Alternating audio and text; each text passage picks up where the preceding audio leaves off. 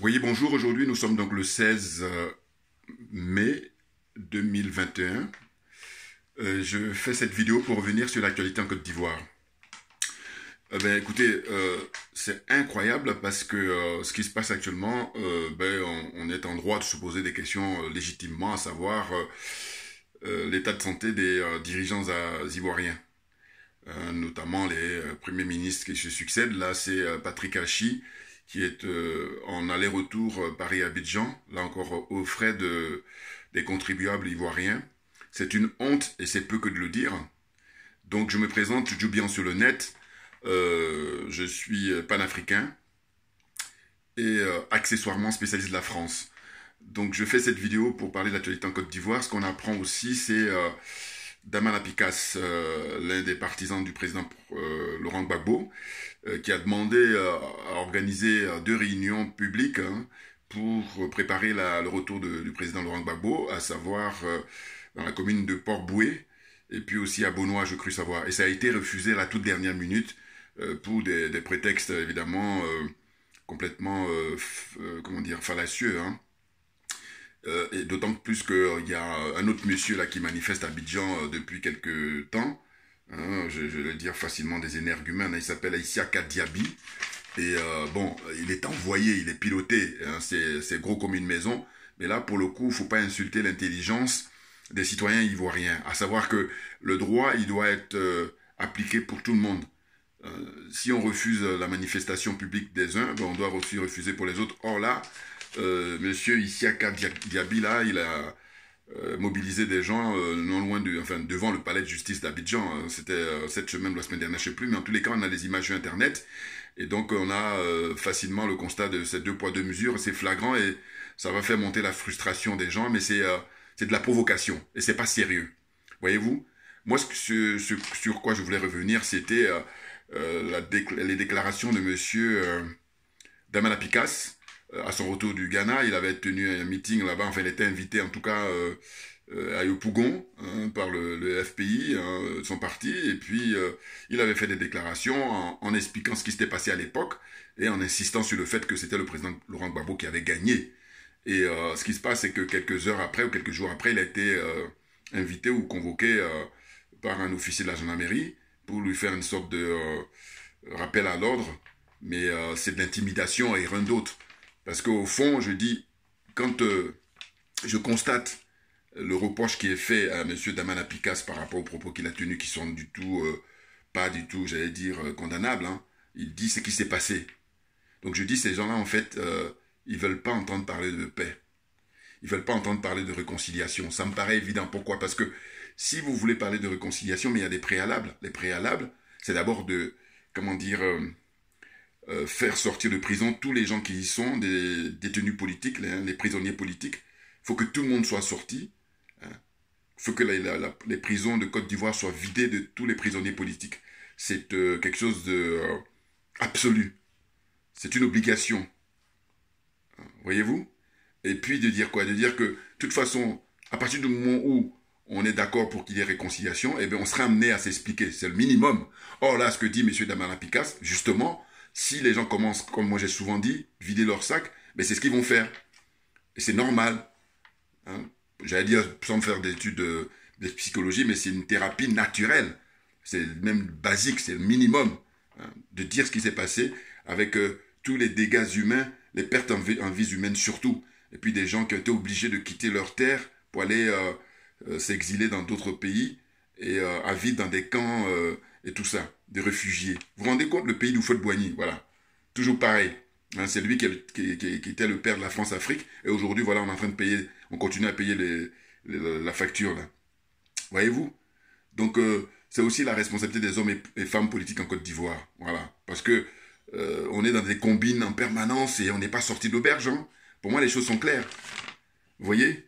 Donc là, l'intervention de Damana Picas, moi, je dis honnêtement que je soutiens parce que je dis ça participe, au contraire, contrairement à ce qu'on veut nous faire croire, à libérer la parole de manière à ce que chacun puisse vider son sac, c'est nécessaire. Je dis, il y a l'expérience qui a eu lieu en Afrique du Sud à l'époque, après 40 ans d'apartheid, ben on a demandé à ce que chacun vide son sac et ensuite, à la suite de ça, on a dit, bon, ben, on est condamné à vivre ensemble, donc on va essayer que chacun y mette du sien. Et puis voilà, à nous aller, comme dirait l'autre, hein, qu'on puisse vivre et travailler ensemble. Or là, on est dans une situation où M. Ouattara et compagnie, eh ben, ça ne les intéresse pas la réconciliation. Hein. C'est clair et net. Parce que qu'est-ce qu'ils posent comme acte?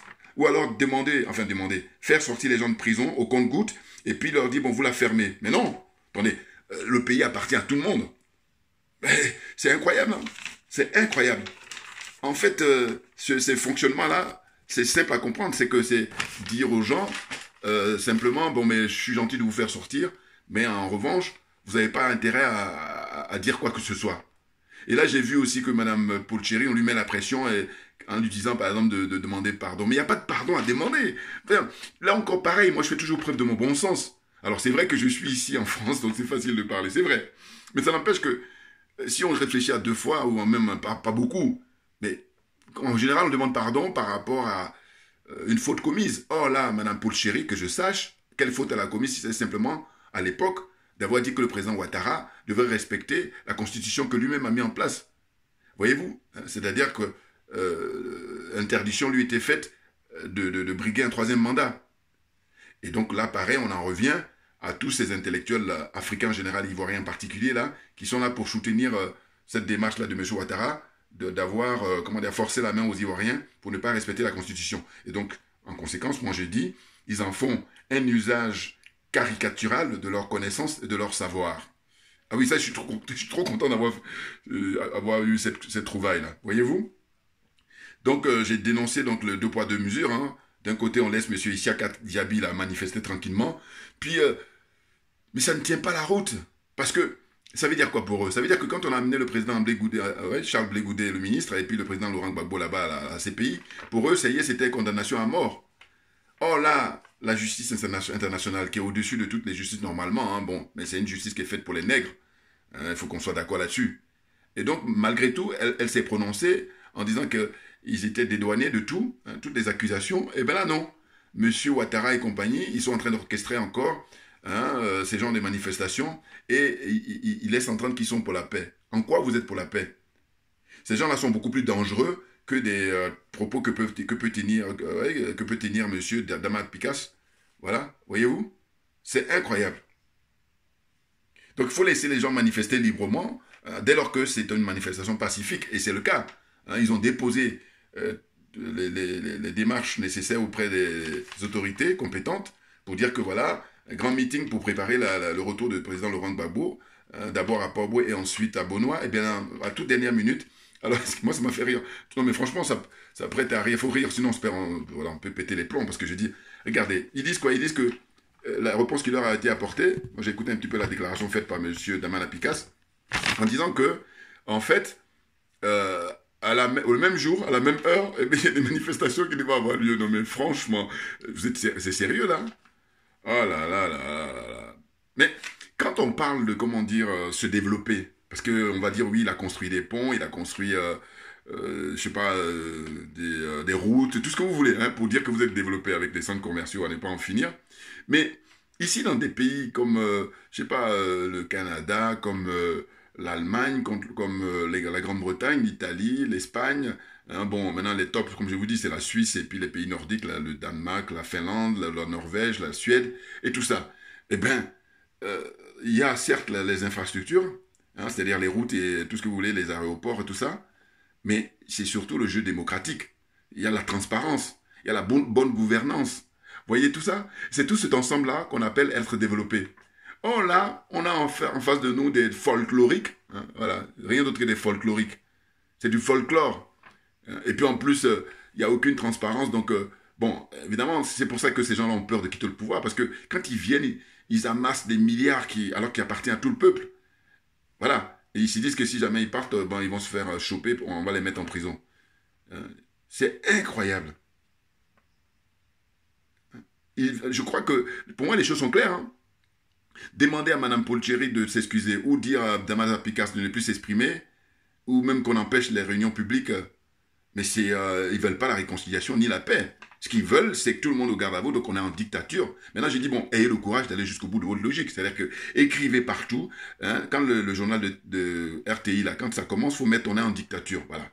Là, au moins, les jeux sont clairs. Et puis comme ça, je dis, Normalement, on ne pourrait pas vous embêter, puisqu'on sait, sur quoi on est fixé. Or, c'est pas le cas. Vous passez votre temps à dire, dans un pays de droit, dans un pays de démocratie, il faut respecter, machin. Mais la charité bien ordonnée, M. Ouattara, dès lors qu'il n'a pas respecté la Constitution, bon voilà, c'est la porte ouverte à tout.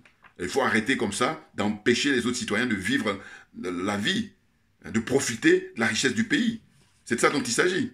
N'importe quoi. Non mais franchement, là il vient se soigner ici, M. Hachi, et là aussi pareil, on ne dit pas la vérité aux Ivoiriens, et puis on va apprendre dans quelques semaines, malheureusement, que le pauvre il va tirer sa révérence. Bah oui, non mais attendez, des saignements au niveau de l'estomac. J'ai regardé un petit peu, là, il y a un frère, là, il me fait rire. Hein. Bon, je le trouve sympathique. Djedje, là, Djedje, il me fait trop rire, parce que, pourquoi il me fait rire, je vais vous dire, il a son accent. Il a l'accent BT d'Ida, là, et alors qu'il est très jeune, voilà, parce qu'il serait encore âgé, je dis, bon, c'est un peu long. Mais ce qui me fait rire, c'est vraiment, je sais qu'il est beaucoup plus jeune que moi, hein, très très jeune, et il a l'accent. Et donc ça, quand il parle, bon, et puis là, il est très sensé, hein, parce qu'il sait des choses et tout, mais c'est très très drôle. Moi, quand je regarde ces vidéos, c'est vraiment pour rigoler. Puis aussi, bon, mais ce qu'il dit a du sens, a beaucoup même de sens. Hein. Quand je dis rigoler, c'est pas pour le prendre pour un clown, non, c'est simplement, je crois que c'est beaucoup plus son accent là qui me fait rire, voilà. Et donc pour poursuivre, c'est de dire quoi? C'est de dire que, bon oui, c'est la question de la réconciliation en réalité en Côte d'Ivoire. Alors, voyez-vous, à un moment donné, il faut dire les choses pour qu'on avance, parce que là on tourne en rond. Hein. Toujours les mêmes qui veulent profiter de la richesse du pays. C'est incroyable. Et on nous parlait dans les années, j'allais dire 2010, quand M. Ouattara est arrivé au pouvoir, il utilisait très souvent dans ses discours, dans ses interviews, d'émergence, voilà, de pays émergents. Et il disait à l'aube de 2020. Voilà, on y est là, hein. Là même on a passé même 2020, on est en 2021. Et qu'est-ce qu'on constate? Ben, on constate des coupures de courant, voilà, des délestages, coupures de courant. Qu'est-ce qu'on voit encore? Coupures d'eau. Il y a des quartiers à Abidjan où plus d'une semaine, 15 jours, ils n'ont pas d'eau. Et je vois les images là où les gens font la queue pour aller prendre de l'eau, j'allais dire des puits, mais c'est incroyable. De qui se moque-t-on? Franchement. Gouverner, c'est prévoir. Et normalement, ben c'est pas la première fois. Donc normalement, quand ça arrive une fois, après on réfléchit, et on fait le nécessaire, on met le paquet, et puis ça permet de ne pas en arriver là. Parce que tu vas construire des grandes routes, des grandes autoroutes, alors que les gens n'ont même pas de l'eau, les gens n'ont même pas d'électricité.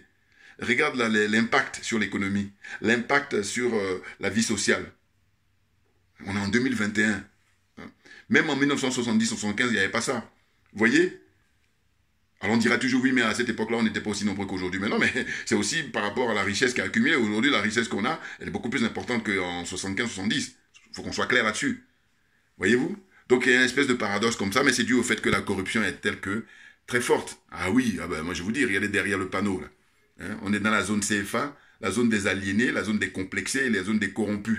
Il faut se battre contre ça, tous, sans exception. En tout cas, ceux qui veulent la bonne gouvernance, ceux qui veulent que la politique se soit faite pour l'intérêt général, hein, pour l'intérêt de tout le monde, eh ben c'est ça, il faut militer contre ça. Parce que ceux qui veulent le contraire, ce sont eux qui passent leur temps hein, à instrumentaliser la justice, à instrumentaliser les forces de l'ordre, à instrumentaliser voilà, tout ce qui est à leur disposition, puisqu'ils sont là aux manettes actuellement. Mais ce n'est que passager, voyez-vous. Et je reviens toujours sur ceux qui les soutiennent.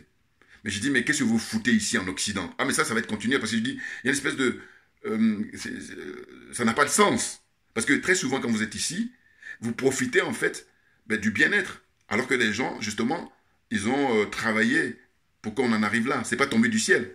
Et on demande simplement que ces gens qui dirigent les pays africains fassent de même. Eh bien non.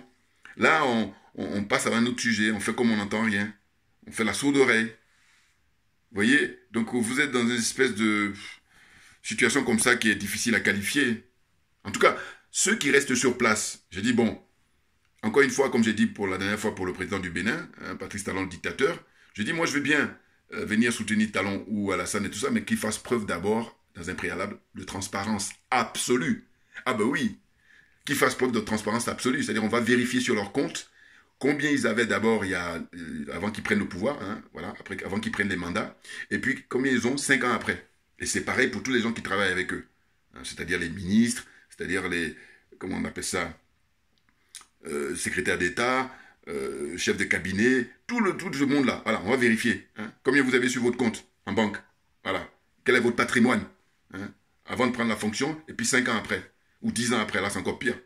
Vous voyez? Donc c'est n'importe quoi. Ils viennent, en fait, pour moi, le pompon, c'est le fait de venir se soigner ici. Et là, ils sont tranquilles. Hein. Alors là, ils n'ont pas de problème avec ça. Voilà. Les premiers ministres ivoiriens. Et là, c'est là aussi pareil, la notoriété. Enfin, comment dire la notoriété? Non, c'est la réputation du pays. Ah oui. D'abord, le fait de venir se soigner, ça, c'est quelque chose qui est pas bien. C'est pas respectueux vis-à-vis du peuple ivoirien. Et puis, d'autre part, il meurt. Autant mourir dignement dans son pays. Vous voyez? C'est incroyable. Hein. Puis là, il continue à soutenir le franc CFA. Là, bon, il est demandé à une grande manifestation, hein, toute la diaspora, hein, ici en France. Il faut venir, hein, je crois que c'est le lundi et le mardi, parce que là, ils viennent encore à la demande de Macron. Voilà, c'est vraiment des pays sous tutelle. Hein, ils viennent voir la tutrice, la France tutrice, et puis elle va donner des injonctions, elle va donner des instructions, et ils vont apporter leur contribution. Mais ça fait depuis des décennies que ça dure, mais à un moment donné, il faut que ça s'arrête. Alors on a de l'espoir, parce que quand on voit là le président Touadéra qui est en train de vraiment se battre hein, comme un diable pour sortir de la France-Afrique, alors moi je dis, mais bon, évidemment comme on dit, je ne suis pas dans le secret des dieux, mais en tous les cas, je suis impatient qu'ils disent à la France, bah, écoutez, on rompt nos relations, comme a pu le faire le président du Rwanda, Kagame là, d'ailleurs je crois que c'est un de tes alliés. Heureusement qu'il a les Russes, mais je reviendrai, hein, j'ai prévu de faire une vidéo là, par rapport au Français qui a été chopé là, qui est un agent secret, un peu dans la lignée des Bob Denard. J'ai prévu là, hein, je ferai soit aujourd'hui, hein, ou alors dans les jours qui viennent, c'est prévu, j'ai déjà calé là, voilà. Une vidéo là où je vais parler de cette situation là. C'est-à-dire qu'aujourd'hui on a l'heure des réseaux sociaux, on a l'heure d'internet, les mecs ils viennent là en Afrique et ils viennent en disant qu'ils sont là pour les œuvres caritatives, alors que non, ce sont des mercenaires. On a découvert des armes chez lui. Non mais attends. Bon, je reviendrai là-dessus. Donc, toujours de retour en Côte d'Ivoire pour dire que c'est une honte de parler de, comment dire, émergence quand on a des coupures de courant. C'est une honte de parler d'émergence quand on a, comment on appelle ça, on a un manque d'eau, on coupe l'eau, voilà. Puis là, alors, quand on leur donne le micro pour s'exprimer, ils disent oui, mais parce qu'il y a eu une sécheresse, n'importe quoi. Gouverner, c'est prévoir. Donc, pourquoi vous ne prenez pas les dispositions auparavant? D'autant qu'en Afrique, on est au XXIe siècle. Comment ça se fait? Et là, il n'y a pas besoin d'aller faire une première année pour les écoles d'ingénieurs. C'est le soleil, la nature nous a dotés du soleil. Hein? C'est l'une des régions au monde où il y a le soleil qui brille pratiquement toute l'année. Mais comment on appelle ça? Panneaux solaires, là, tous les infrastructures qui permettent de récupérer l'énergie solaire. Mais pourquoi ne pas mettre ça à 100, enfin, j'allais dire le maximum hein, au niveau des budgets? Comme ça, ça permet de pouvoir éviter ces genres de situations. Vous voyez, ici, dans des pays où justement ils n'ont même pas le soleil, comment dire, beaucoup plus longtemps dans l'année, ben, alors ils ont réfléchi hein, auparavant, ben oui, c'est ça. Et quand vous prenez des exemples, comme dirait l'autre, c'est un monsieur qui a dit qu'ils prennent les mauvais exemples, il a tellement raison de dire ça. Ben oui, non parce que si on prend les bons exemples, c'est de dire, ben, comment ça se fait qu'ils n'ont pas de délestage? Mais parce que, justement, la question a été étudiée en amont. Et non pas là prendre de l'argent, parce que le problème chez nous c'est ça, ils prennent l'argent, ils mettent ça sur leur compte, ils font n'importe quoi, en fait l'argent est détourné, et c'est bien pour ça que si l'argent est détourné, ben, ça ne peut pas remplir la mission qui était destinée auparavant. Les choses sont claires, vous voyez hein. Donc des minables après tout, parce que vous escroquez le peuple, c'est en cela que vous êtes des minables. Quel qualificatif on pourrait donner d'autres? Des escrocs, et des criminels même, parce que imaginez, quand il y a les coupures comme ça, dans les cliniques, dans les hôpitaux là-bas. Déjà, en temps normal, c'est pas du tout terrible, mais là, avec ça. Puis, comme dirait l'autre aussi, là, avec ces coupures-là, il y a les moustiques et tout ça, et puis après, ça va engendrer les maladies. Mais c'est pas possible. Des irresponsables. Puis, ils sont là, ils sont tranquilles. Ils sont en décalage. Ils sont dans l'anachronisme, comme j'utilise aussi un mot que j'affectionne. Hein? Faut vivre avec son temps. Là, aujourd'hui, la jeunesse africaine, le peuple africain, il a droit à bénéficier des richesses de son continent, des richesses des pays respectifs. Oh là, ces groupuscules-là, cette minorité-là, ils viennent là, et puis ils sont dans une posture, croyant que ce sont eux qui ont été décidés par le bon Dieu. En fait, voilà, hein, ils ont là, c'est la volonté de Dieu, des conneries. C'est la bêtise humaine, c'est pas la volonté, c'est la volonté de la bêtise humaine. Voilà, c'est ça qui vous emmène là, et puis là, vous êtes dans une espèce de cercle vicieux ou alors une fuite en avant permanente. Voilà. C'est incroyable, hein. Mais bon, là, on lâchera rien parce que on est sur la bonne voie. Hein. La France-Afrique est en train de trembler parce que On a repris le flambeau des pères de l'indépendance, comme je cesse de le dire. C'est une réalité et on est aidé en cela par les réseaux sociaux parce que ça permet d'être au courant, hein, d'être opérationnel par la suite. Et on l'est. On lâchera rien. Voilà. Merci pour votre attention. Je vous fais cette courte vidéo là aujourd'hui pour parler un petit peu, pour parler de l'actualité ivoirienne. Merci bien et puis surtout partagez au maximum. Hein, faites des pouces. Hein, et puis à très bientôt. Voilà. Gardez le cap. Merci bien. Au revoir.